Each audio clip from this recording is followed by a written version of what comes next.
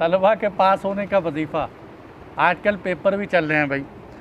देखिए असल बात तो ये है कि ये वजीफ़े तो पढ़ने चाहिए, दुआएं भी पढ़नी चाहिए, लेकिन ये दुनिया दारुल असबाब, इस दुनिया के अंदर इंसान को मेहनत भी करनी चाहिए।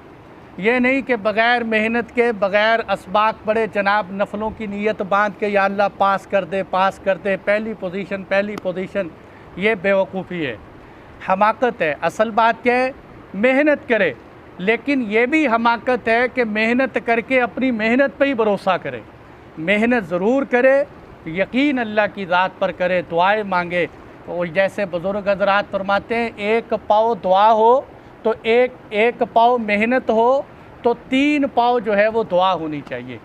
इसलिए इस तरह दुआ मांगे। बाकी वजीफ़ा जो है पेपरों में या इम्तिहान में उलमा ने मुख्तलिफ़ वजीफ़े लिखे हैं। एक वजीफ़ा ये भी है कि हर नमाज के बाद 21 मरतबा या नासिर पढ़े, या नासिर ए मदद करने वाले। और जिस दिन इम्तिहान हो उस दिन फ़जर की नमाज के बाद 150 मरतबा ये पढ़े या अलीम हो, तो अल्लाह ताला इंशाअल्लाह उसकी मदद फरमाएँ। और भाई किसी का कुछ